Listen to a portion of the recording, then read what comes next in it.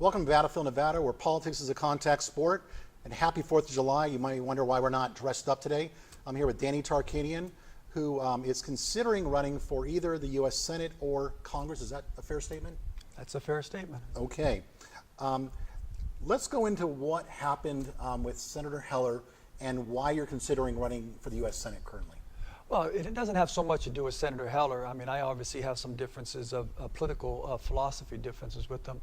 But the biggest thing that happened to me is I lost Jackie Rosen by 1% the last election.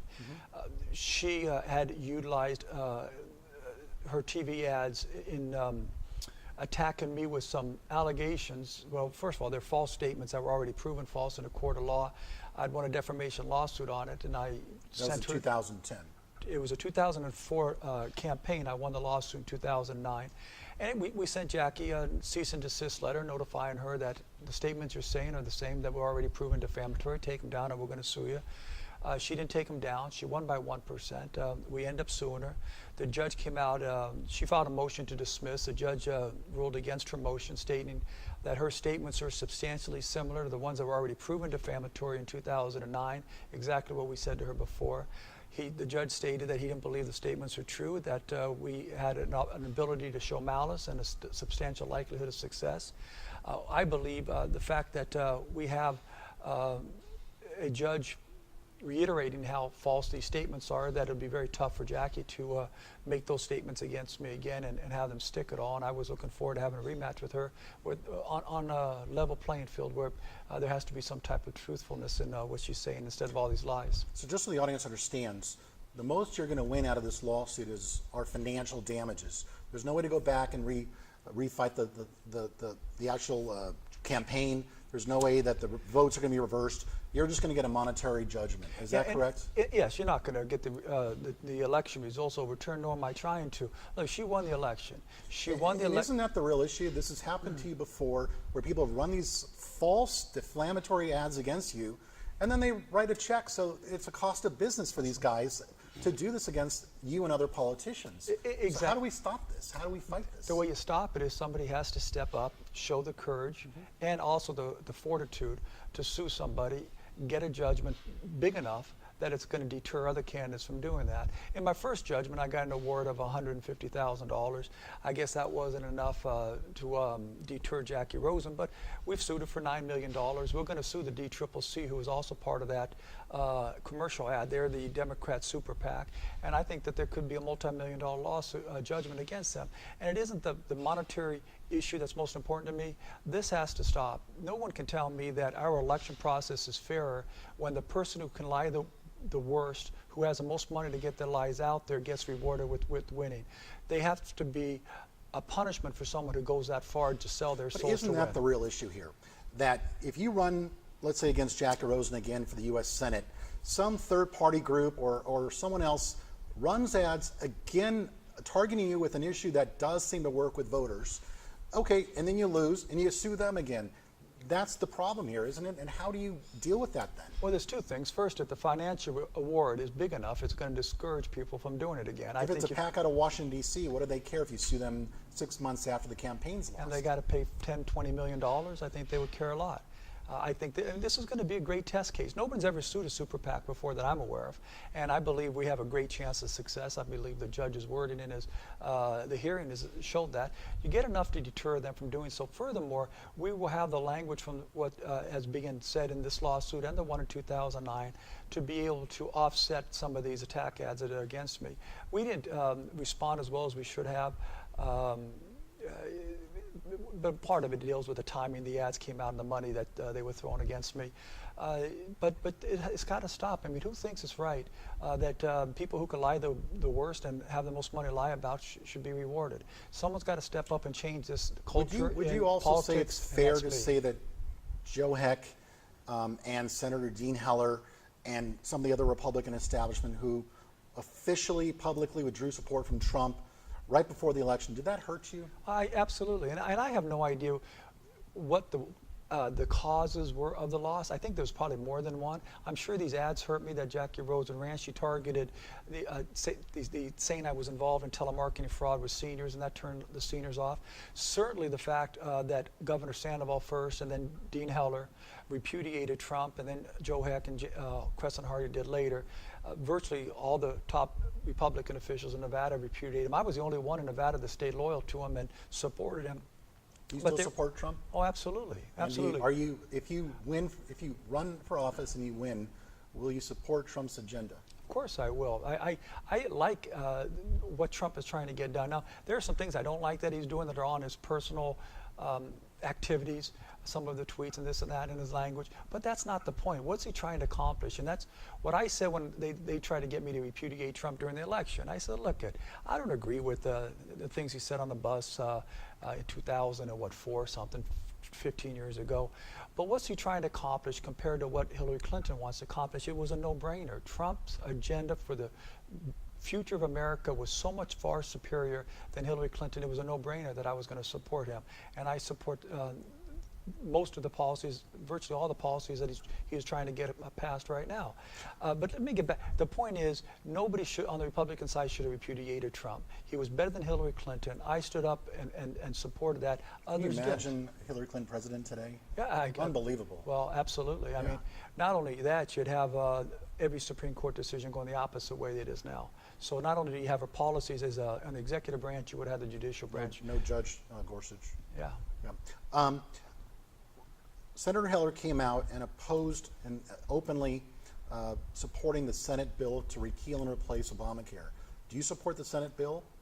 I think the Senate bill could be a lot better, and it doesn't focus on what the needs should be focused upon. And that's sort of ironic, because you hear Dean Heller saying, hey, we should expand Medicaid more, meaning we need to have more of our taxpayer dollars going and our debt going up higher, or he's not going to support the bill. The Republicans concentrated on the Senate bill on repealing the taxes in the bill. You know, the biggest problem I see with the health care bill is the burden and financial burden it's imposing upon the middle-class, hard-working Americans, people that are making between 40 to 70, 80, 90,000 a year. They're trying to support their family.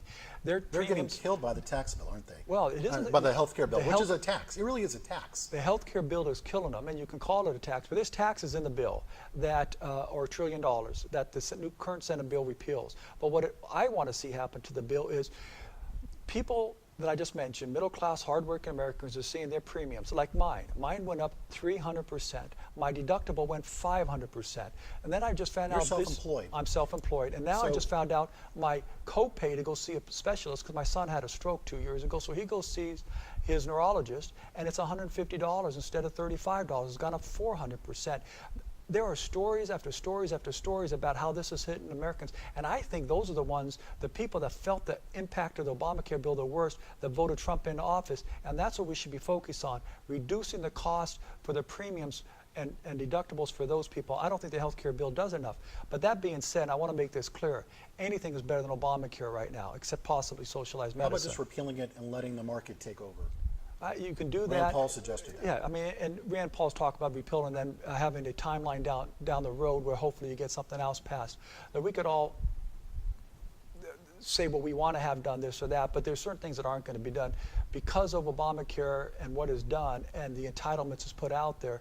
There are certain things that I don't think you can roll back without causing a really catastrophic effect on the industry.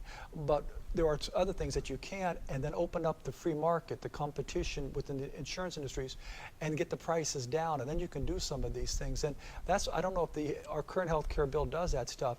We need to create open competition in the insurance industry. More competition creates a better product at a lower cost. It does it in almost everything. Isn't one of the problems with the health care and the costs for the average middle class, and I have a pre-existing condition, I'm a veteran, is the fact that the health insurance companies are being forced to cover people with pre-existing conditions. So imagine if you're driving down the street and you run into someone, and then you call up the next day and say, Geico, I want insurance to cover the accident they had. They can't stay in business. Yeah. So don't we need to handle and take care of people with like your son, with pre-existing conditions, but the rest of us are paying way too much and can't afford our own care. And so what we have is people paying $600 a month for an individual health insurance policy with a $6,000 deductible. That's not health care. That's a scam. That's a ripoff. $1,480 a month for my family is 6 with a $5,000 deductible.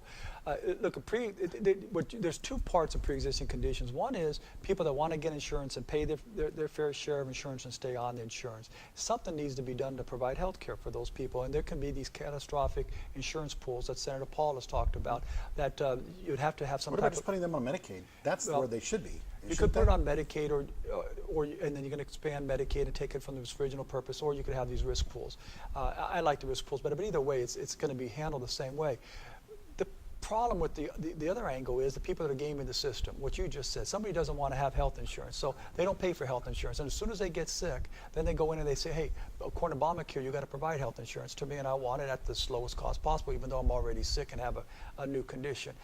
That's happening a lot. In fact, both the Senate and the Congressional Health Care Bill tried to stop that from happening. One of them put a requirement that if you allow your insurance to lapse over 33 days or 63 days, I think it is, the insurance companies can charge a 30% premium for 1 year. That's not a real big penalty for allowing your insurance to lapse. The Senate bill says you can't buy insurance for, I don't know, 3 months or something like that. But there has to be something to stop people from gaming the system, which is what you're talking about. We're going to take a break. We're going to go to a commercial right now. We'll be back in 2 minutes.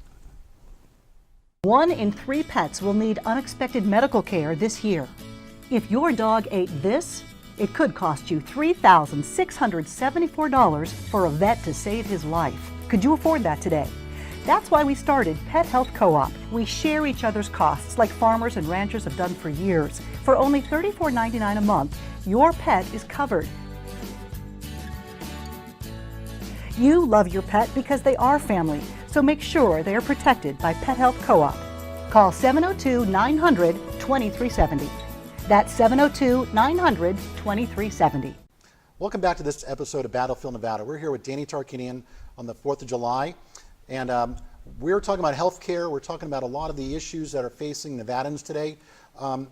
So what is it about Senator Heller's position on health care that you differ from? Senator Heller says he will not support the health care bill because it cuts Medicaid. It does not cut Medicaid. And that's what really bothers me about the Republicans and how they get the message out. We're allowing the Democrats and the mainstream liberal media to get the message out that we're cutting Medicaid. The Senate bill actually increases Medicaid by over 30% over the 10-year period that they analyzed it. It's the inflation rate plus 1%. It's actually going up. It's not being cut. Senator Heller says, oh, no. We want it to go up like Obamacare was, where it's going to double. Well, the only problem with that is, first of all, it's unsustainable with respect to our federal debt. We're almost $20 trillion in debt right now. We're $500 billion deficit this year, going up to $1 trillion. This is unsustainable, and we can't have it happen. Second of all, even the people who approved Medicaid for their states, like Governor Sandoval, knew that at a point in time, the states had to start taking over a higher percentage of the Medicaid cost, of the increase in Medicaid costs. Originally, it was going to be 10% in 2020, and that's going to go to 20%, 30% in years forward. Well, why do they say now they can't pay for it, and instead they want to force the middle-class, hard-working Americans to shoulder this whole burden? I don't know if you know this, but we reported on 360daily.net just last week that Senator Sandoval just signed a bill to expand. Sandoval so far. What did I say? Governor Sandoval so far. Governor Sandoval signed a bill to expand Medicaid for illegal immigrants, refugees, and the children of legal immigrants by $19.5 million a year. Is that the right answer? Well, of course not. Look, I don't understand. We argue about this back and forth, whether the people that are here in our country illegally are getting federal benefits or not. I wasn't aware of the statistic you told me, but shouldn't the people that live here in our country and our residents here legally be taken care of first and foremost? And that's not being done right now. And we're already talking about how we can't expand Medicaid further, but here you go, you expand to people that aren't in the country legally. So currently, if you're here in the country legally or illegally, or you're a refugee, you have to wait 5 years to get onto Medicaid. He wants to remove that and allow people to get on right away. But he wants to do that, but have the federal government pay for it, not the state of Nevada, which he's responsible for. Well, at the same time, we have continued problems with the VA here and around the country. We just reported, actually this week, that about another scandal in our neighboring state, Los Angeles VA, killed over 115 veterans on waiting lists that we thought were resolved. They waited and they died waiting for care. We have problems here in this county where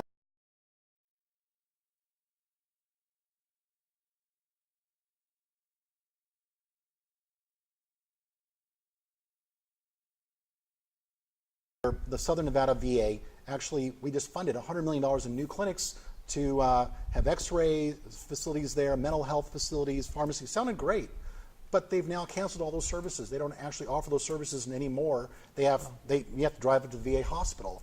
And so there's just waste, fraud, and abuse. Isn't it time, and do you support a voucher for veterans to be able to leave the VA and go where they want? Absolutely. Now, assuming that's their desire. If they want. Yes, a lot of veterans like going to the VA hospital, probably for non-emergency type of treatment and stuff, because it's hard to get in quickly if you have an emergency. But if they want to go to a regular hospital, absolutely. Why would they not? I mean, you're talking about people that have put their greatest asset on the line to support and protect us here in the United States. So we're not going to give them the opportunity to have the same kind of health care that we have. We're the same kind of health care that Governor Sandoval is providing to all these other people that live in Nevada, but we're not going to give it to our veterans who deserve it the most. So the leadership in our VA here, none of them are doctors and nurses, none of them are veterans.